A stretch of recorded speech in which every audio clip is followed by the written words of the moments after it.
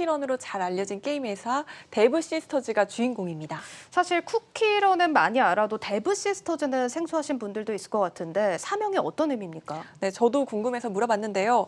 데브 시스터즈는 이 성장, 개발이라는 뜻의 디벨롭먼트, 네. 또 자매를 뜻하는 시스터즈를 합친 것이라고 합니다.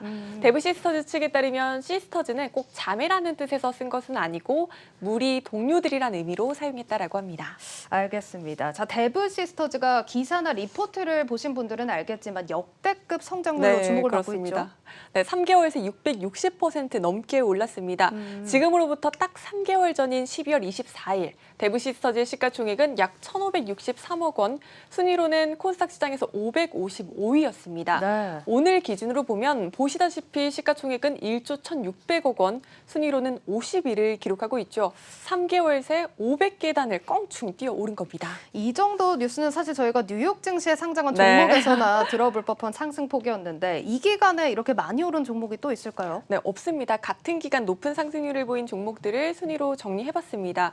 보시는 것처럼 코스피와 코스닥 통틀어서 데브 시스터즈가 1위를 기록하고 있고 네. 2위, 3위와의 격차도 상당히 큰 것을 알 수 있습니다. 알겠습니다. 자, 지금 663%의 상승률을 기록하고 있는 데브 시스터즈에 대한 이야기 더 나눠보겠습니다. 자, 앞서서 쿠키런 얘기가 나와서 네. 예상을 하시겠지만 쿠키런이 게임 인기에 힘입은 건가요? 네, 맞습니다. 데브 시스터즈의 쿠키런 킹덤이란 게임이 말 그대로 돌풍을 일으키고 있기 때문입니다. 네. 지금 보시는 영상이 쿠키런 킹덤인데요. 캐릭터들이 귀엽죠? 그렇네요. 네, 통상 국내 모바일 게임 시장 주요 매출군, 즉 주로 돈을 쓰는 분들이 30에서 50대 남성들인데 쿠키런은 20대 여성분들의 사랑도 굉장히 많이 받고 있다라고 합니다. 네. 보통 게임 시장에서 성별로 매출 시장을 나누면 남성이 한 7에서 8, 여성이 한 3에서 2 정도를 차지를 하는데 데브 시스터즈 측에 따르면 킹덤 5대5로 봐도 무방할 정도로 여성 유저들에게서 매출이 굉장히 잘 나오고 있다고 합니다.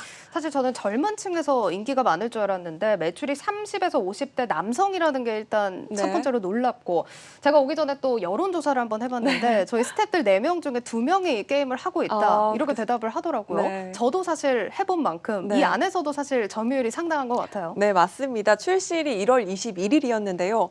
유저층이 이렇게 다양하다 보니까 네. 약 2개월이 지난 상황인데도 여전히 애플 앱스토어 매출 순위로는 1위, 구글 플레이 스토어에선 3위를 기록하고 있는 상황입니다. 사실 이 정도 수준이면 양대 시장을 다 점령하고 있다라고 네, 봐도 무방한 그렇습니다. 건데 데브 시스터즈 측에서도 이렇게 잘 될 걸로 예상을 한 건가요? 네, 물론 기대는 했지만 기대 이상의 결과가 나오고 있다라고 보고 있습니다. 네. 쿠키런의 전신인 오븐 브레이크를 시작해서 지금까지 쿠키런의 캐릭터를 기반으로 출시된 게임은 모두 9개였습니다. 네. 모두 흥행에 성공했던 건 아닙니다. 사실 6년 연속 적자를 기록할 정도였는데 주주들도 지치고 회사도 많이 답답했겠죠. 네. 다만 데브 시스터즈는 새로운 장르에 계속해서 도전을 했고 이번 킹덤과 같은 결과를 만들어냈다고 합니다.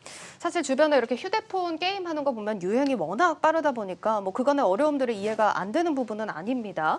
뭐 어쨌든 올해는 적자를 드디어 면할 수 있게 된다는 거네요. 적자를 면할 수 있는 정도가 아니라 6년간 누적된 손실을 올해 상반기 중 모두 만회할 수 있을 것이란 분석이 우세합니다. 네. 2015년부터 지난해까지 쌓인 순손실이 약 705억 원 정도 되는데 유안타증권은 올해 상반기 중 이 이상의 순이익을 기록할 수 있을 것이라고 전망했습니다.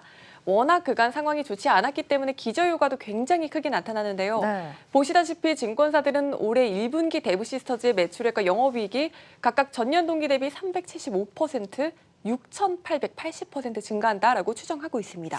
알겠습니다. 좀 비현실적인 수치인 것 같기도 한데 자, 지금이 중요한 시점인 것 같습니다. 이미 들어가 계신 분들은 기분 좋은 소식이겠지만 사실 투자를 할까 말까 고민하셨던 분들은 네. 좀 부담이 될 수 있는 시점인데 그렇습니다. 그래서 오늘 이 종목의 하이라이트가 목표 주가일 것 네. 같습니다. 꽤 높게 책정이 되지 않았습니까? 네, 사실 불과 몇 달 전까지만 해도 조금 작은 종목이기도 했고 시장의 주목을 받지는 못했던 종목이었습니다. 네. 그래서 증권업계에서도 데브 시스터즈에 대한 분석 리포트를 내놓은 곳은 없었습니다.